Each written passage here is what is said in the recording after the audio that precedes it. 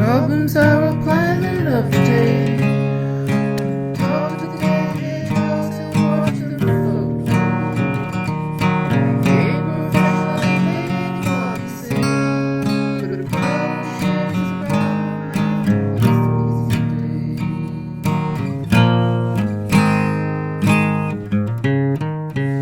today. Welcome to the Agony Uncles podcast.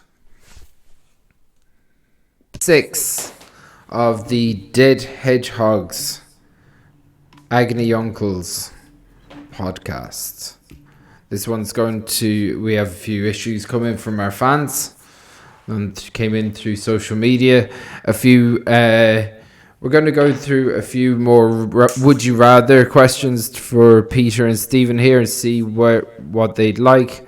And we're also going to talk about something very important in Ireland at the weekend, the All-Ireland Hurling final, okay? So anyone that doesn't understand hurling, we will show you this right quick, and this will give you a little taste of what hurling's all about.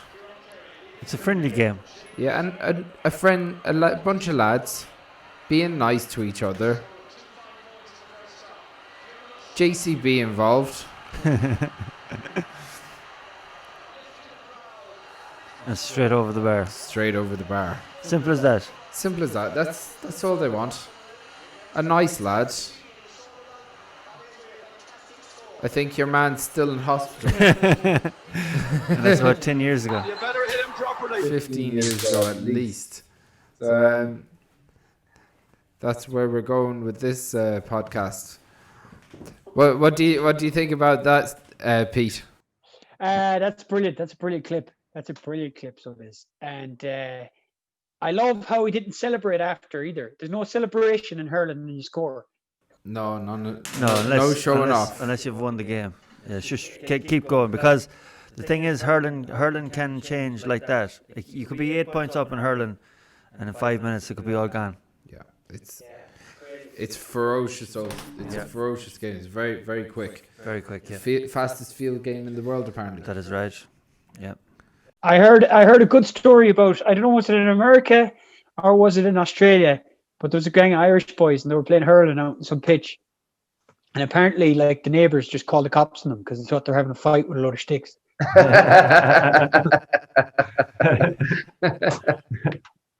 I don't know if that's true or not. I don't know if it's true. I would have loved to play it. It looks like it's great crack, like. But I'd see you'd have to have some temperament for it, because I'd be afraid I'd lose the rag and I'd hit them with the hurl. You know what I mean? For sure, it's happened. It's happened on the day on a football or a hurling day. There was a great documentary on Sunday nights over the last couple of weeks called The Game. Yes. There's one on about Christy Ring coming up as well, I think. Yeah, I think so. Yeah, but this was basically from the inception to the modern day version of hurling. It's really, really good. I think it was the 64 final. Kilkenny were playing, and I think they were playing Kilkenny. They were I think it was becoming a bloodbath. Was it? Yeah, it was one of the first that was televised, and people were seeing what was going on. And one of the halfbacks for Kilkenny, I can't remember his name, but he lost his eye. Your man took a butt of the hurl to the eye, and he lost his eye. And after that, they were like, "We have to clean this up a bit."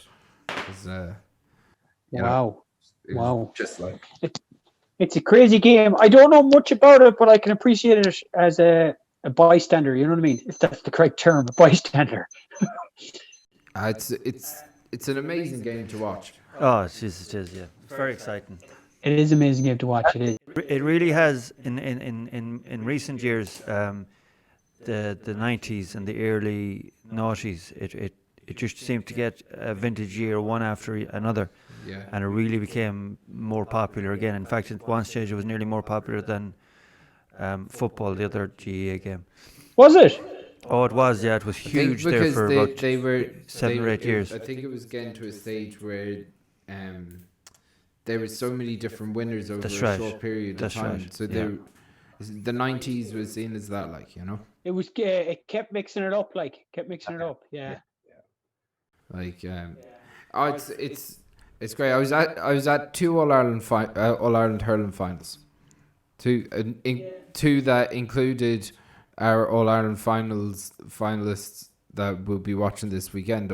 In the 2007 final, I saw Kilkenny hammer the shit out of Limerick, and on the 2008 final, I saw Kilkenny hammer the absolute knights out of Waterford. The Waterford drumming was terrible. Sorry if I cut you off, Chris. Who was playing in that Kilkenny team? Was that Shefflin was DJ, playing. Was DJ still playing, or was that DJ had retired. TJ Reid, Henry Shefflin, Richie Power. I think Richie Hogan had just broken into the team. I'd say he was probably 18 or 17 or something like that.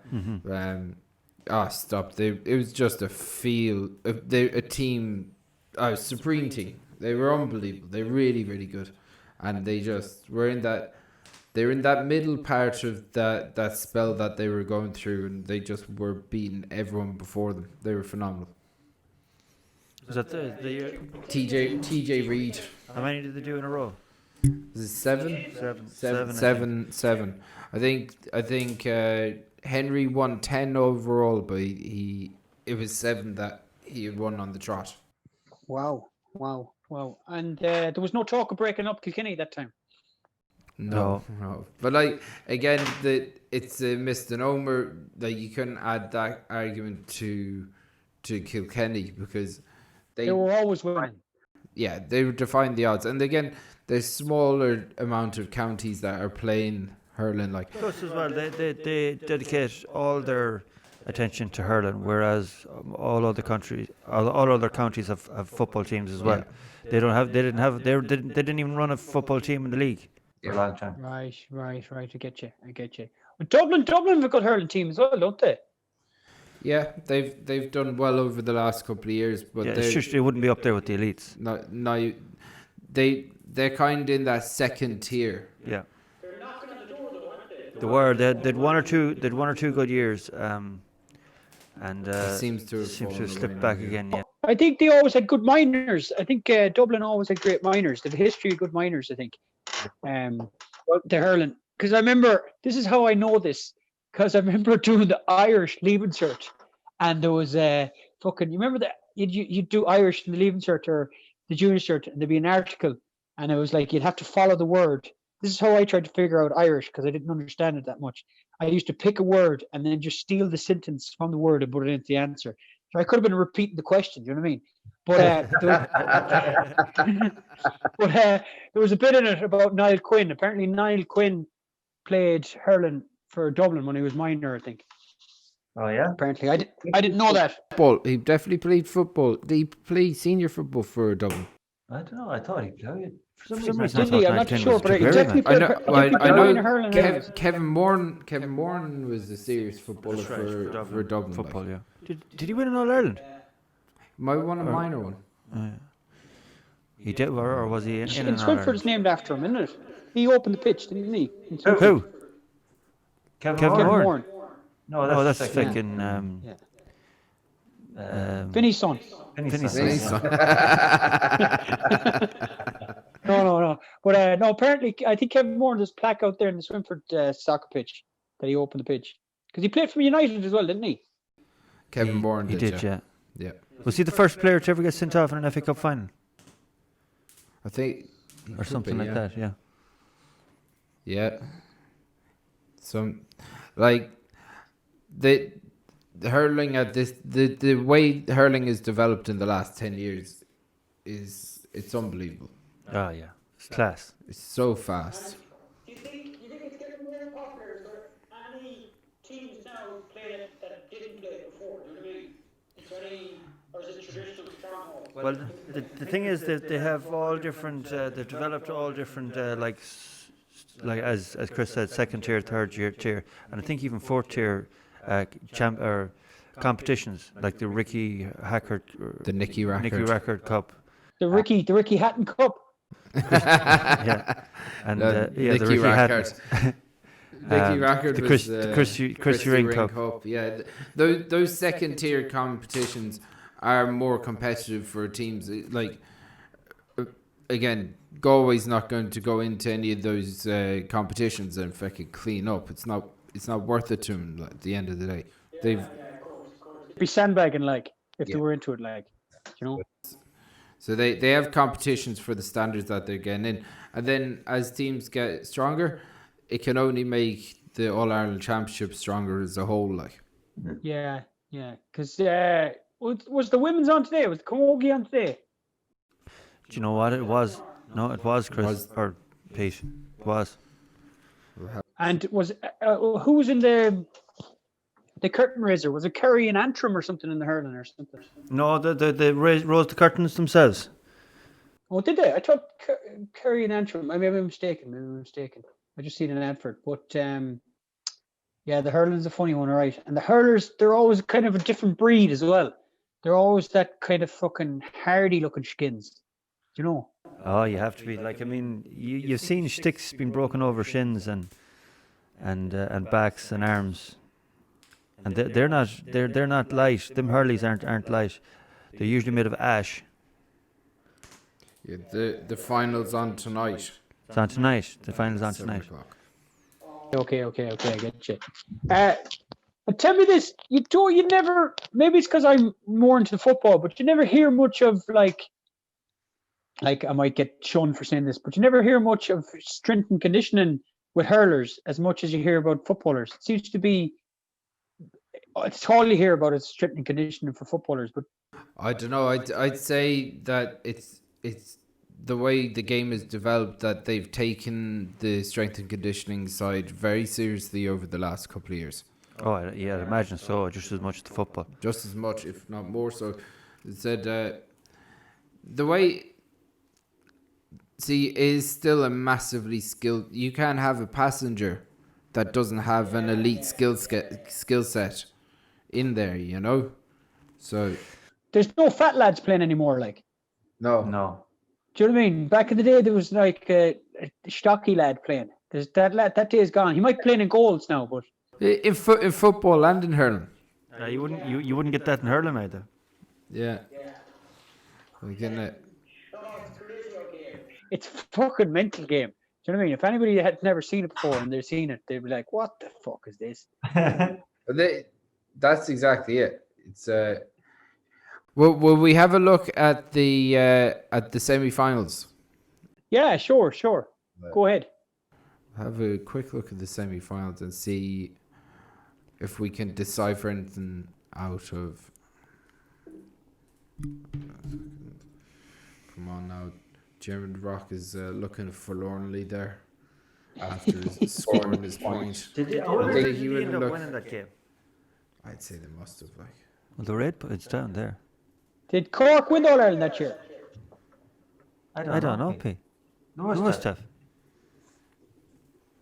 Don't know why. I'm gonna have to cut that out. A lot of porn will come up now, Chris. Only the good stuff. Okay, so we'll start with Waterford and Kilkenny's highlights. Yes.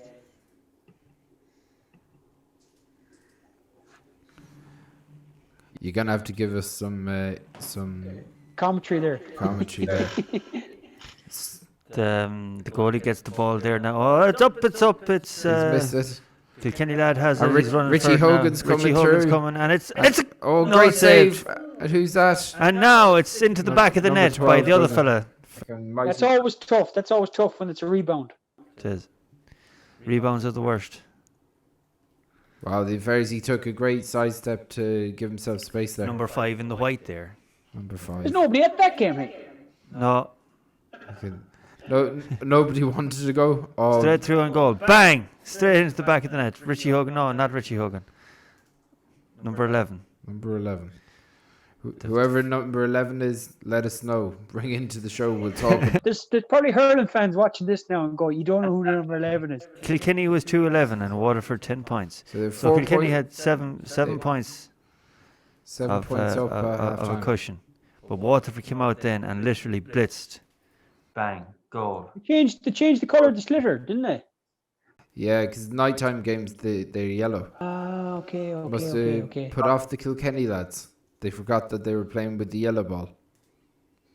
I thought it was because it was winter and it might snow or something. Remember in the soccer they used to play with a different colored ball? Yeah. It was snowing. Jesus. They're serious scores. Like, they don't I have even try. results from multiple sports.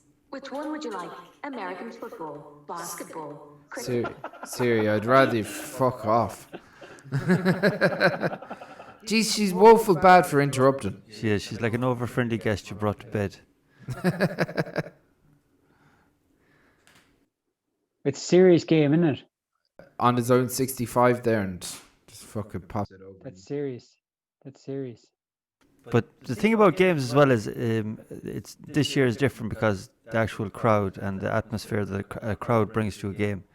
Great goal. It's just unbelievable. And do you think do the players prefer to play with a crowd or do they prefer to I'd say so. I'd say so, but like I think this year, like you look at the upsets that Tipperary had over Cork, Cavan had over Donegal, you know, Waterford over Kilkenny. They're all upsets that might not have happened with the added pressure of having a crowd there. Yeah, true. Because sometimes I think Mayo they were saying it about Mayo as well. Sometimes if something goes wrong, they can hear the groans. You know what I mean? They're like, and that could upset the players as well. Oh yeah, wouldn't it affect you? You know? Of course it would. Yeah. That's Waterford's comeback against. What did they win by in the end? 4 points? Yeah, 4 points. So now we've got Limerick. So for anyone that doesn't know anything about Gaelic football, Here's some of the highlights. if you get a goal, it's worth 3 points. That's in hurling and football. And if it goes over the bar, it's 1 point. You got to say, Joe Canning was immense in this match. Did he go off injured? He went off did. injured, As soon as he did, then it was like oh, stop playing. Well, they brought on a young lad who hit 2 mighty scores from his own 65. Did he? Is he all right, Cannon, or is he badly injured? I haven't talked to him since now, Pete. Well, he won't be in the final anyway. He didn't have a speed dial there. No. But like these sideline cuts that he hit were fucking class. He's not going to be available for the final anyway. Even if he wanted to be. Limerick always had an element of control over this game. They sort of did, yeah. Why it didn't look like Galway were going to win it at all, did it? Yeah, they Galway had moments where they were getting very close, but they didn't go more than. As soon as they stepped up the notch, Limerick met them. Yeah, Limerick would meet them with 2 or 3 points, and that was the job. Like see, at halftime they were 2 points behind. You know. And they started off great. They went like 7 points up straight away. Another sideline cut from Canning. I think that was the most sideline cuts scored in a single game. He scored 4 of them, I think. Which, as a skill set in itself. I wonder, has the rules changed much in the recent years? Like, I don't Not really in hurling. Not as much, no. They're more traditionalist. She should only go to the Mayo Hurling match. So Yeah, well. do they play sweepers and all that crack like the same as football? they do, I yeah. would say, yeah. Yeah.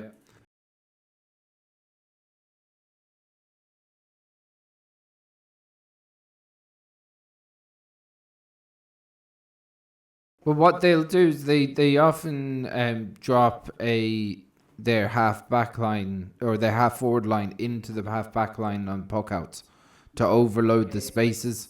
Limerick are very good at that. They'll get those extra couple of bodies in The crowd out midfield, like. crowd out the midfield, make sure that they get the breaking ball and go from there.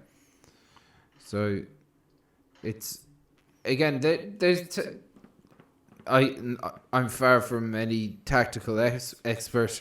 Don't say that, Chris. Don't say that. Take that back. I'll take it back. I'm a tactical expert. But they you could see that a team like Limerick are doing certain way. The way that Mayo, as soon as someone goes and catches a ball, they get 3 players around them.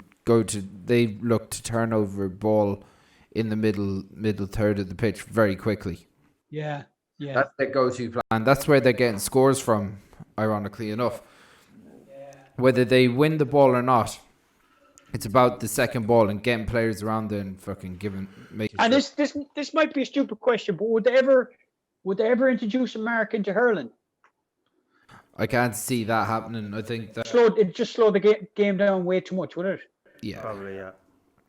See, the thing is, you could win the ball on your own 65, and if you have someone like Joe Canning standing over, he could go and fucking score a point from there. It's impossible. So it's no benefit really to them. Benefit to Joe Canning. They get a free like straight away. Yeah, it'd be a benefit to someone like Aaron Galan or someone like It was that. the same thing as I said the last day when Dublin were playing Cavan. Some of the Dublin players were catching the ball into the chest, calling a mark, like with 30 meters, with 30 meters out, and it was just like giving away a point. Yeah. It's a funny one. The mark, I kind of like the mark though in the Gaelic football, but obviously it probably wouldn't work in hurling because it'd probably ruin the game. People are probably laughing at me suggesting that. The reason that the mark works in Gaelic football is that otherwise you won't have players take chances and send in a long diagonal ball in. Yeah, or else people will just punch it. They'll just punch it. This is it. As soon as they go up for the ball, someone's going to be on top of their back and they just want to break it down so someone else can sweep up. But if you hit that diagonal ball and you catch it, call a mark, then that tackle is null and void. Yes. And it gives the catcher, it tries to promote catching. It tries to promote catching in Gaelic football as well. It rewards somebody being offensive like. Because football's massively gone defensive than it was years ago. And the only way to counteract that is give the forwards a chance to catch the ball cleanly. Willie Joe Padden will be turning in his grave though. He would. Not that he's dead, is he? He's not dead, is he? He's not dead, no. But like, why? I don't understand why he'd be against something like that, given an attacker a better. No, I was being sarcastic, but I'm saying he'd be sickened that it wasn't in when he was playing because he'd such a great catch. That's right. Yeah. Or Lee McHale or somebody that was like had a brilliant catch. They'd feel hard done by now that they didn't have Mark back in their day. But sure, that's neither here nor there. Absolutely. Like Waterford have got to the first final since 2017, and they really deserved it after turning over a 7-point deficit at half time to go and beat. And they haven't won the All Ireland either in a very long time. Last time they won the All Ireland title was in 1959. Oh. So almost matching our own abysmal record in finals. When are we? 1951, was it? We won, yeah. So Waterford had 2 All Ireland finals, one in 1959, the other one is 1948. So hopefully Waterford go and do the business over Limerick. Yeah. Bookies have it. They have Limerick at 4-9, the strong favourites. Waterford 5-2, and the draw is 10-1. So, draw? Will it go to extra time if it's a draw? I think so. I think so, yeah. 10-1 though is not a bad bet. No, it's not. It's great for a draw. Tell me this, lads, and I've often asked this questions, and I've asked hurlers as well. And I always used to think, who's fitter, the footballers or the hurlers? Much more I wouldn't say there's much in the difference at all. Yeah, because I think it's relative though. It's probably different. It's kind of different fitness. But I remember talking to hurlers that I played handball against, and they were like, "Oh no, the footballers are fitter." But then the hurlers look equally as fit. But I suppose the ball does more of the work. They're poking, but then there's off the ball running as well. So I don't know. The hurl does more of the work. Yeah. So I don't know. It's a funny one, but like I said before, there's no chubby hurlers anymore.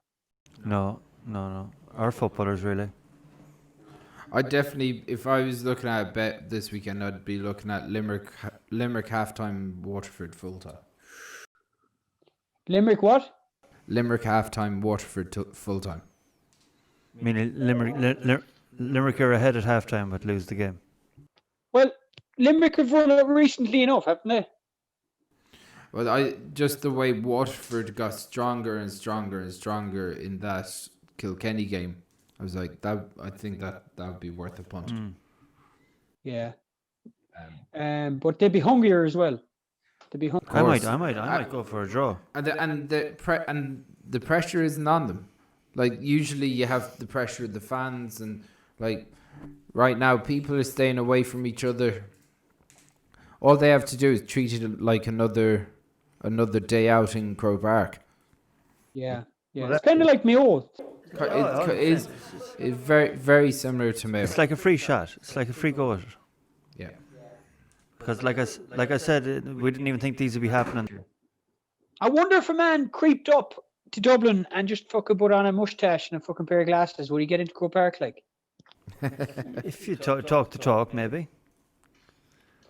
Will we chance it?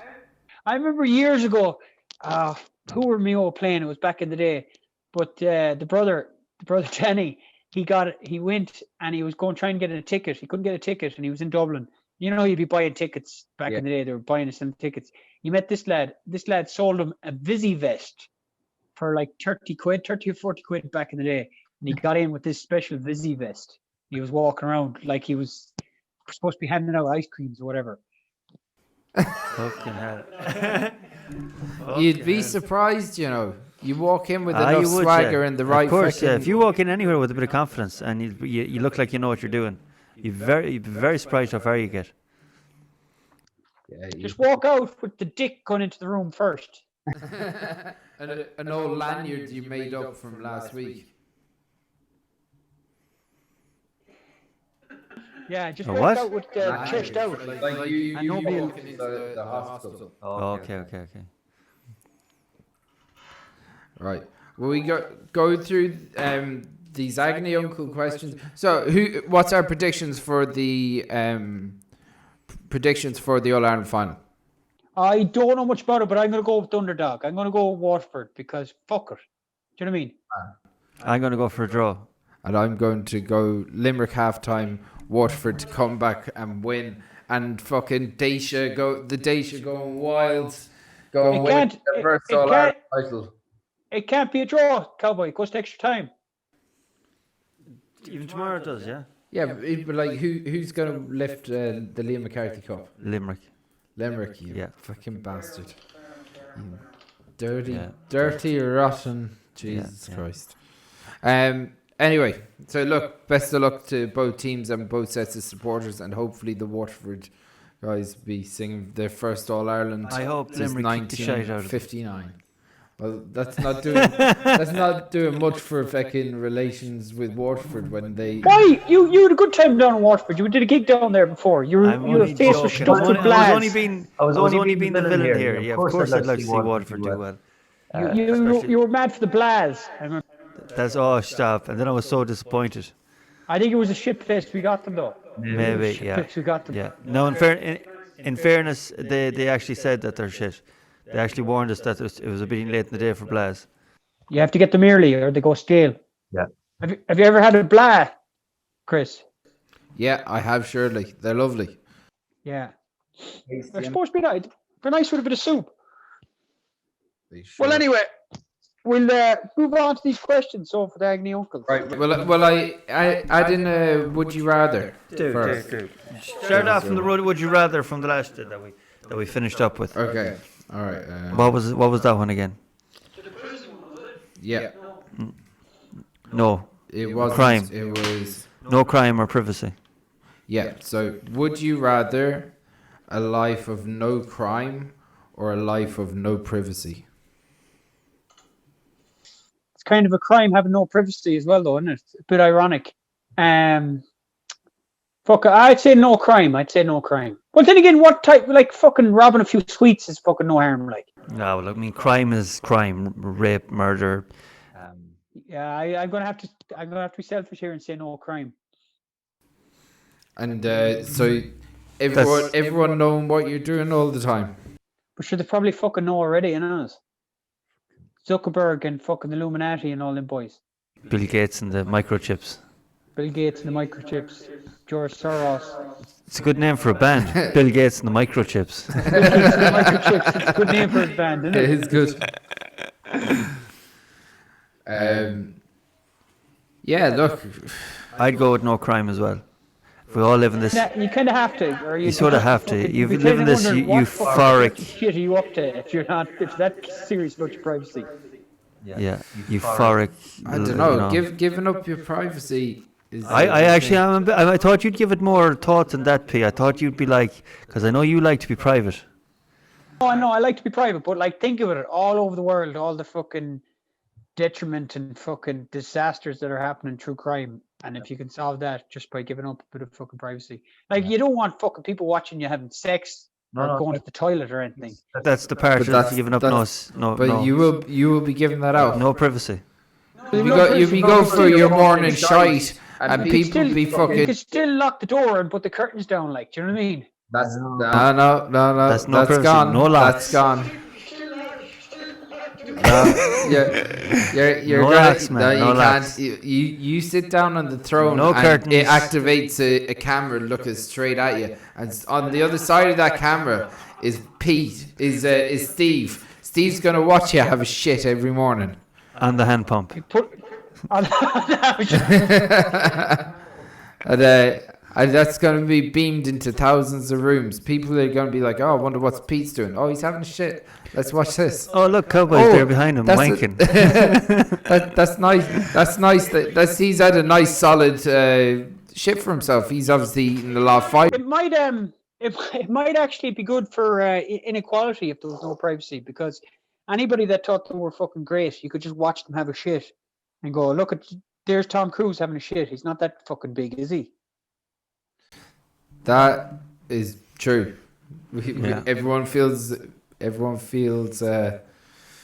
Equal. it's equal when But they're then, having if a shit. there's no crime, then would voyeurism be? Would that be a crime? It's sort of. But you're still out of curtains, like. I don't know. Voyeurism is a crime. Curtains never stop me. Is voyeurism a crime, or is it just a? Is voyeurism a crime, or is it just? I'd say so. I'd say so. Oh, voyeurism is a crime. Yeah, Must be. yeah. Sure, I got sick. What would you do, Chris? What would you do? I probably go with no crime. It's a fucking hard one. Like it's harder than I thought it would be. It is. It's a tough one. It's a tough one. No privacy is important. Like because you sometimes you just need a bit of space to yourself. Yeah, but surely you could still have that. You know, there's probably like. No, don't get me wrong. We're interested enough dudes, but I'm sure people don't want to watch us for fucking 24 hours. I want to watch you, Pete. I want to watch you all the time. Even when But you're like asleep. it's like think of Big Brother. That's the way. It's either life like that. Who, Ollie? No. And life like living in the Big Brother house, or no crime, or crime and not the other way around. I suppose living in the Big Brother. I mean, they still get to go to poo, and I'm sure they've had a cheeky wank without anyone ever seeing it. But as soon as you step out there, if you've got constipation, everyone fucking knows about it. Like, But listen. Constipation is too bad. Diarrhea is worse. But well, actually, diarrhea is probably better than constipation. But medically, it's probably better for you. I don't know. What do you think? I don't know. The constipation gave me a couple of days of distress there a couple of years ago. I wouldn't. It's fucking brutal. Like, And I try and like to have neither. Yeah, diarrhea is bad too. But at least it's getting out of you. Do you know what I mean? Yeah. Badness. Yeah. Listen, we'll move on. We're talking shite here now, literally. live in a world where everyone ignores you, or in a world where everyone is mean to you? Look, that's kind of similar, aren't they? If everybody is ignoring you, it's kind of mean as well. Everyone ignores me. Fuck it. I'll go with that. What do you think? Like, how mean is mean? Should Like you be mean to me all the time? I'm not all the time. All the time. I just mean to me. Mean to you. You are, yeah. He's mean to you 90% of the time. 90%. That 10% of the time he's kissing your ears. Yeah. I would rather people ignore me, I suppose, yeah. I'd rather people be mean to me. Fuck it. If someone's mean to you, at least you can fucking argue back. If someone's ignoring you, then try roaring at someone that's walking away from you. Yeah, it's true. But I don't know. Like mean could be like criminal acts as well. You know what I mean? Yeah. There's a degree of meanness. Yeah, of course, yeah. Like they could be mean. They could be fucking trying to bum you. Do you know what I mean? No. But, I mean, wrong things, bad things. You say Bad things. Oh, is this? Well, it's bad if you don't want it. Like I'm not saying it's bad in general, but I'm saying if it's unrequited. Unrequited bumming. Unrequited bumming. Okay. A life full of risk and challenges, or a peaceful existence where you never had any worries about any troubles. Oh, a life full of risk and challenges. Yeah. 100%. That's not even up for question.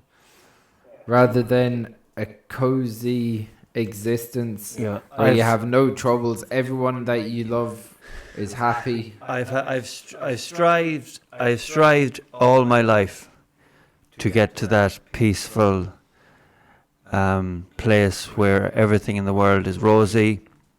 Everyone's happy with you. You have no worries.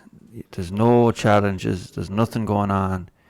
You're nice and chilled, very content. I've strived for that out in a hammock in the middle of a forest with the sun cracking the stones, maybe a lake, or maybe by the sea, or maybe beside a mountain, just all alone or with a loved one. And it's a load of wank. Yeah. There's an expression: ships are safest in harbor, but that's not what they're good for. Yeah, something like that. I mean, it's all right for a while, but eventually you get very, very, very itchy in a way that you just want to do something again, and you'd nearly drive yourself mad by being so safe and calm and relaxed. It's okay in small doses, and This is probably the easiest one for me. It's a life of risk and challenges. You only find out about yourself by being challenged, and taking risk is the only way you're going to reap really good rewards. Exactly, and you get what you put in too, as well. Do you know what I mean? yeah.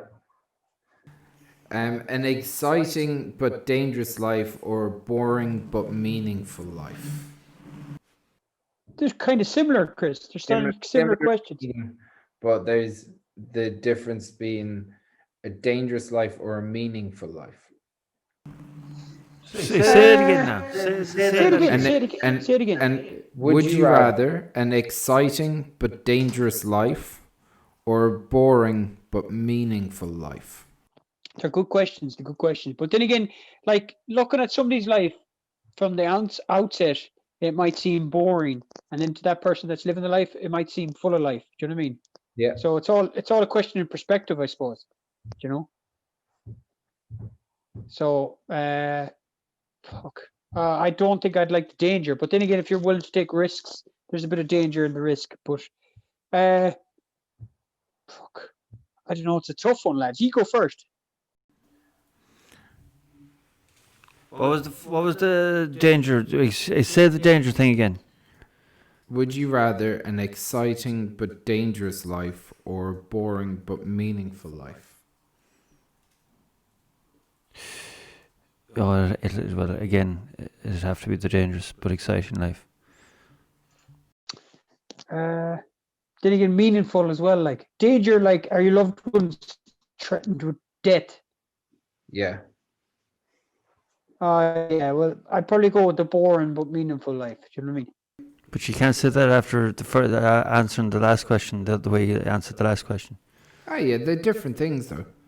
Different A things. life different things. full of risk and challenges is taken might be a fine. Well, that might be a financially risky. Well, look, as long as I'm having my kicks, I couldn't give a fuck what you're doing. That is that is a joke. No, I don't know. I mean, that didn't say about loved ones. I'd say that was just individual. I would rather an exciting but dangerous life than rather it being a boring, meaningful life. But I'd like to think both sides of that you could be meaningful. It could be meaningful. Just because it's dangerous doesn't mean it's not meaningful. True. Yeah, and it could be boring to somebody, but it might be very full of life to somebody else. You know what I mean? Yeah. Perspective, you know? Yeah. I'd probably go for an exciting but dangerous life. I think that's okay. Last one. Would you rather never be rejected again or never fail again? They're similar. There's very similar things. Which one would you rather never happen to you again? Never be rejected again or never failed again. Yeah. They're kind of very much the same. If you're rejected, you're kind of failed a bit. And Well, failure could be out of your hands. It might be because of a person. Rejection is generally a personal thing. but that could be out of your hands as well. That could be just Possibly. they've got their own, you know.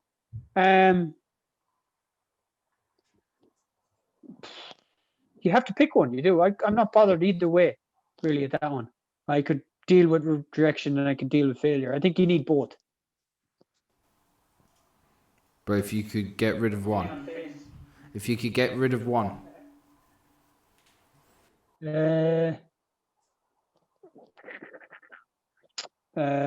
Rejection, I suppose. Yeah, I think I'd go with rejection. I think I'd go with rejection too, because it's good to fail sometimes. It shows you where you are in your life.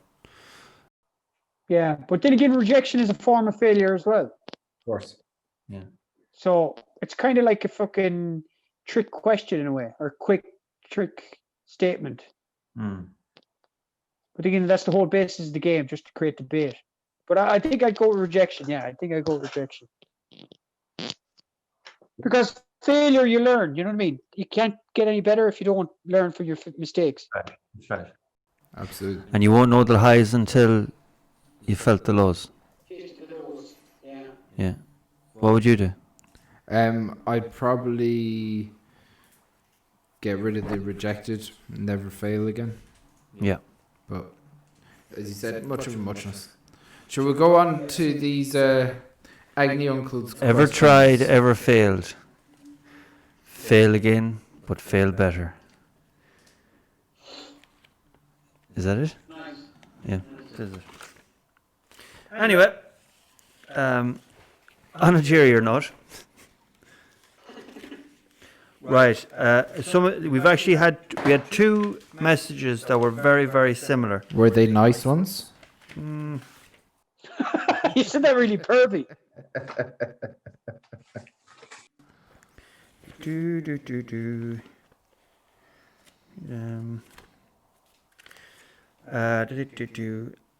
I find it really hard to say no to my mates, even though I have no intention of following up through with the stuff that I promise. They are always on to me because I'm slow to get back to them, and sometimes I forget to altogether. Can you help me explain and get them off my back? Can you say it again there, Steve? Can you repeat it?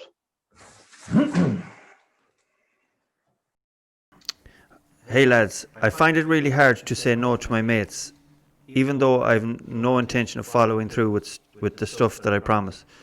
They are always on at me because I'm slow to get back to them, and sometimes I forget altogether. Can you help me explain? Can you help me explain to them to get off my back? Yeah, I can relate to this as well because I remember years ago I was always saying yes to things. I was always trying to please people, running around trying to please people, going this way and that way. And then I decided to say no more often. And people have more time for you when you say more often because they know the boundaries then, and they know exactly when you're available and when you're not available. It's worse to say, "Oh, I might," and not give them a clear answer because you're leaving the other person hanging. Do you know what I mean? Or to say yes with no intention of turning up. That's what this fella seems the way he's approached it would be. Yeah, I'll do that, and then And not wouldn't fucking. never an intention, which I'd be. That's worse again. We have friends that do that. But I'm sure that they have intentions to. I think everyone has friends that do stuff like that. Yeah. Well, and we can all be flaky at times. You know what I mean? But I think the best thing to do is just say no straight away. If you just want to do something, say no straight away. But then again, his friends he might be like a bit of a recluse, and his friends might be trying to get him out to be sociable. And the only way to grow is to put yourself in uncomfortable positions. You know what I mean? And that's how you develop as a human. You know what I mean? And that's why your friends. That's why sometimes you see extroverts are very good friends with introverts because they complement each other. Do you know what I mean? And because the introvert mightn't be as socially as dynamic as the extrovert, so they work off each other, and vice versa. You know? Yeah. So it all depends. Maybe his friends are a crowd of fucking dickheads, and he doesn't want to hang out with them. That could be it too, or they could be crowd of soundskins. But the best thing he can do is be affirmative with it and just tell them out straight. Because if he keeps saying, "Oh yes, I will," and he won't, they'll have no respect for him. Yeah. Well, look, if he has no intention of seeing stuff through, he needs to stop agreeing to stuff. It's a waste of everyone's time, and it's one of those that will only And you're going to end up fall out anyway. You'll fall out anyway. So, you don't want to alienate your friends. If you're actual friends with them, you don't want to alienate them. You just want to be mates with them. So, when it comes to doing something like this, just fucking take a stance. Start from today, and just go. Decide what you want to do it. And if someone gets in your way of what your plans are, either change the plans or just say, no, I've got plans. I wish I could. I suppose it depends on what age he is too. Do you know what I mean? I think when you get a bit older, you're kind of more set in your ways, and you're more steadfast, and you can't be swayed from your opinions as much. But you still have to be open to ideas, you know? Yeah.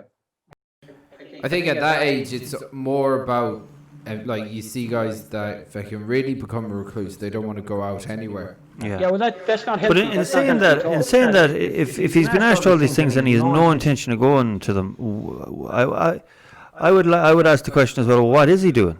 Yeah, what's he doing that's so important? Like maybe you should try and make an effort to do the odd thing as well. And anything that you if you definitely can't do something, well then just say no. But make some sort of effort to get out, because it sounds to me like he doesn't want to do anything, which is not healthy.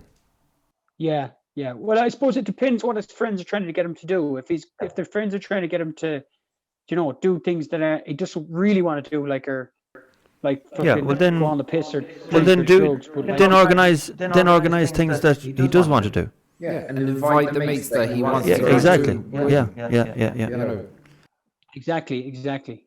But I think whatever he has to do, he has to be clear cut about it. You know what I mean? He can't be wishy-washy about it. I think he has to be affirmative about it. Yeah, exactly. Yeah, you have to decide and just do stuff. Either way. Like if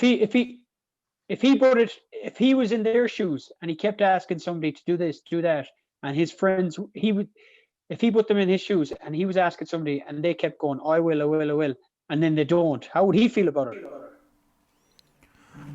To be honest, I've been on the other end of that, where you keep on asking someone, they say they do something, and you lose your mind. Yeah. You You get get so so pissed frustrated. off.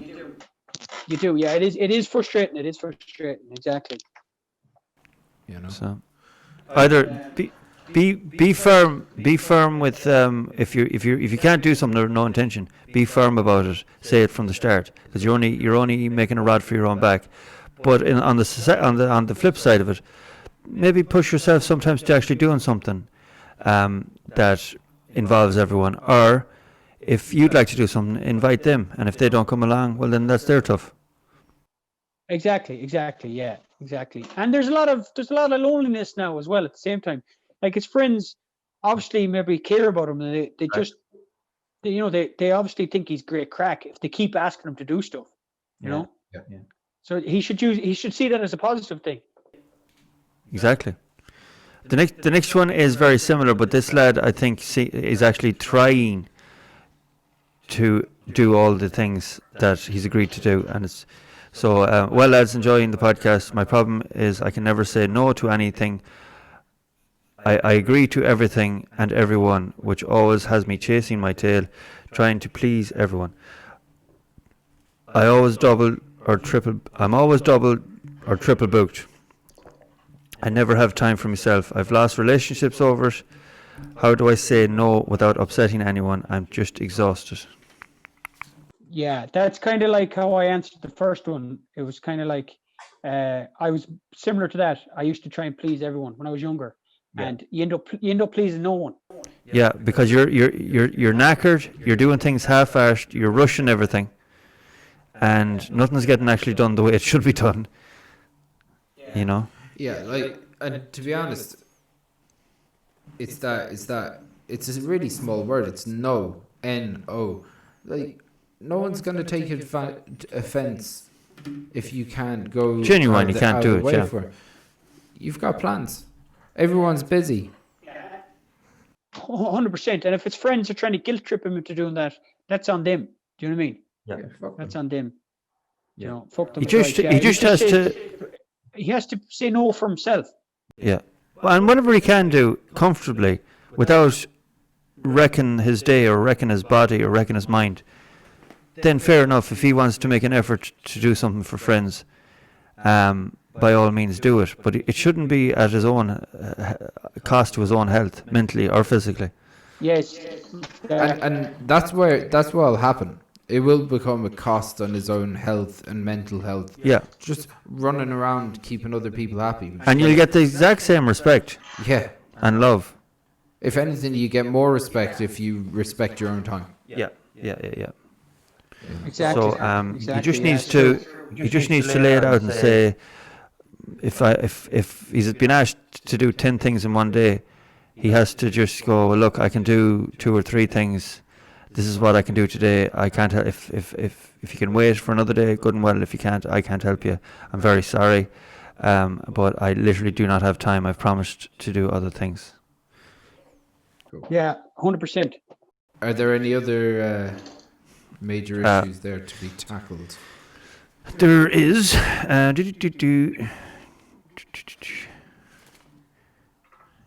you?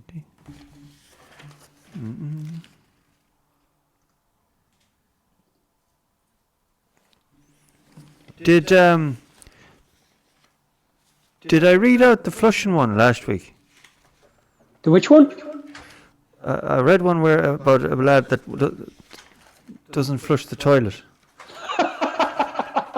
Is that you, Steve? No, it's not fucking me. Fucking is. Are you typing in? Are you writing into the podcast now? He's incognito. What do you mean? I always flush the toilet. You don't, and you piss all over the rim as well. This is from Who said that? This is from Stephanie Cowgirl Kelly. Hold on, I've all these mixed up now. Of course. Forward, I'm going backwards. Luckily, we're pre-recording this, so I can cut all this out. Edit out some. Yeah. It's great. Must be a page taken out, man. Is there much editing to them, Chris? There's a bit, yeah. Okay, we'll go There's with going this. to be separate files for Oh, the it is mics here. and the camera over here. And What's the crack, lads? I have an awful habit of flushing the toilet before it finishes. No, that was it. Before it's finished, before I finish pissing, and dropping a load, and dropping a load. Sounds funny, but it's actually my girlfriend's major gripe. With me, always ends up in arguments. I never wait for the second flush. Any tips to stop? This is a genuine. He makes a wee, but he flushes the toilet before he has a shit. Before he's having a shit. He's already flushed the toilet. Then just walks away. Or he's the same when he goes for a piss, I think, or he urinates into the toilet. He'll have the toilet flushed halfway along, and then there isn't enough flush then to flush what he's done. Does that make sense? Where does that come from? I don't know. How do you mean where did it come from? Is he near the sea? Because I think he should be hoisted into the sea straight away. No, but he said it. Yeah, he said it. It sounds funny, but it's genuine. He said it's my girlfriend's major gripe, which I can understand. Bring him to Black Sod and just say he never waits for his walk second to flush. America, you. So basically, he always leaves a mess in the toilet, even though he's flushed the toilet. He doesn't wait to finish. He said, "Any tips?" Any tips? Yeah. Fucking flush the toilet. You fucking bollocks, yeah. Jesus Christ. All he has to do is fucking wait until he's finished. Flush. Wash your hands. Wash your hands. I think clean. I think his problem is he's He's a fucking dickhead. That's what his problem is. His flush. Wait. Does he just want backsplash, is it? I don't know what it is. I think he flushes the toilet as he's actually doing in the motions of urinating or shitting. Maybe he likes to splash on his bum. Maybe. And he can't give the 30 seconds after to reflush the toilet. No. Well, I'm He's sure a fucking gobshite. Huh? I'd say, do you know what? I'll give my routine. I hate the back. When you get you do a little plop and it drops and there's a puddle and it splashes up in your bum. That's not very nice. Like, so I'd put a small piece of tissue down first, so it's like a little bed for the poo. And it stops the. Can I just say, that's more normal than walking away with fucking a toilet full of shit and going, I wonder why she's mad at me. Yeah. I don't know why you're looking at me. It's almost like he's a kindred spirit. It's you. It's fucking not me. Jesus Christ. I don't know where I got burdened with this. I don't have a girlfriend anyway, so it doesn't matter. The girlfriend should just dump him. To your heart's content. The girlfriend should just get rid of him to fuck. He's never going to amount to anything. No. He'll change. The poor lad. He just has to fucking. Just learn not to flush the toilet until after he's finished. I'd say just, if he's worried about the backsplash, I'd say just put a small bit of tissue down underneath first, and then poo on top of that. And the fact that you're talking about it is the first step. I think this is the last chance for him. There is no going back after this. Yeah. Like this guy can understand. This guy can understand how a toilet works. Jesus, you're being very harsh on him. He fucking deserves to be harsh on him. All you have to do, wait, finish your business, go, flush, wash your hands, fuck off, have a couple of pints, do whatever you want to do with the rest of your day. It's so, Sorry, so move simple. on. Okay. There's nothing we can do for that lad. Yeah, he's Yeah. fucked. Do what Pete. Yeah. All right. Hi lads, been following you since for a long time. I would love your advice. I met and fell in love with a girl a few years back, and we were a dream couple. Everyone thought so. Until one day it was all taken away by circumstances neither of us could control. We had a perfect life for a few years. Problem is that is a few years ago, and I can't seem to move past it. I can't seem to let anyone else close to me, and I don't know whether it's the fear of going through the pain again or losing someone again, or the fear of loving someone else and forgetting about my previous love. What should I do? It's a tough one, isn't it? It's a tough one. What? So somebody broke up with him, and he's afraid to get back on the horse, literally. Yes, I'd say so. Or it ended under circumstances of neither of their control. She might have died. Okay, yeah, it's a tough one. I don't know. I'll let you boys go first with this one. I'll have to think about it. It's down to everything is down to him. His reaction to everything is down to him. So he has to understand where he is, what's holding him back in life, how he's going to get to where he wants to be, and he's going to have to create some sort of plan, step by step, to go and get back to where he was. And maybe that dream part of his life, like, it's a little bit rose tinted glasses now. You know, we've all had moments. Well, I definitely have. Where you look back and you're like, that was amazing. But you forget all the fucking infighting and nonsense that was there as well. We've all been there. That is true. Well, the best thing is, I would say, don't build up such a wall for other people. If someone comes along, and just because they're not the same person that you would want them to be, give them a chance. Give them some sort of a chance, and see where it goes from there. And try and definitely don't compare. Never compare someone new with someone old, because that's a mistake straight away. Yeah, it's not hard. It's a hard situation for him because he's constantly looking back at this time that is that it's just not reality anymore, and you're looking back at what is essentially a dream. There's no reason why you can't go on to have a better life than what that was. You know? Yeah, very true. And Pete? If he's not the person he was then, if he sees himself as a better version then than now, I'm sorry to cut across you, Pete, but then that's his first goal, to control the controllable part of being the best version of him, and then go on to fixing the other bits around it. Yeah, 100%, Chris, 100%. And he has to realize too, he's probably not the same person, like you said, he was back then. Do you know what I mean? He's probably a different person. Do you know? And it probably has his perception of what it was like back then might be different, and he might have perceptions of what relationships are like because the other relationship ended up badly or it broke up beyond his control. But them perceptions might be false, you know? And he just has to wait it out a bit and then maybe be open to somebody coming along or put himself out there, you know?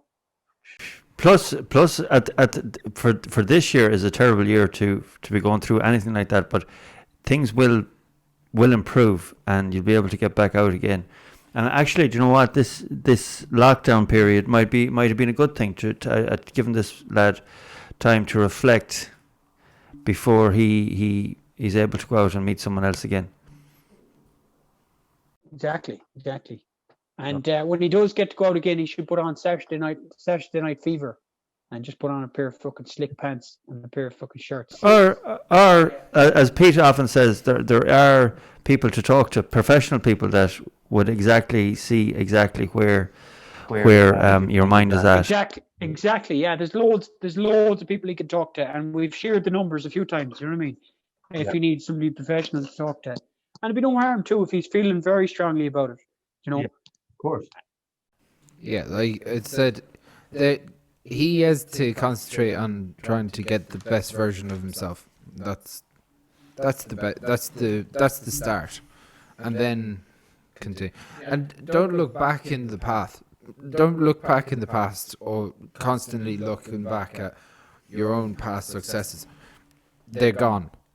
Alex Ferguson used to use this analogy of Manchester United being a bus, and players would come being a bus. So no matter what happened, the bus kept rolling, and some players would get off, and some players would get on, and some players would be left looking at the back of this bus going, they were the best years of my life. But the bus kept on going.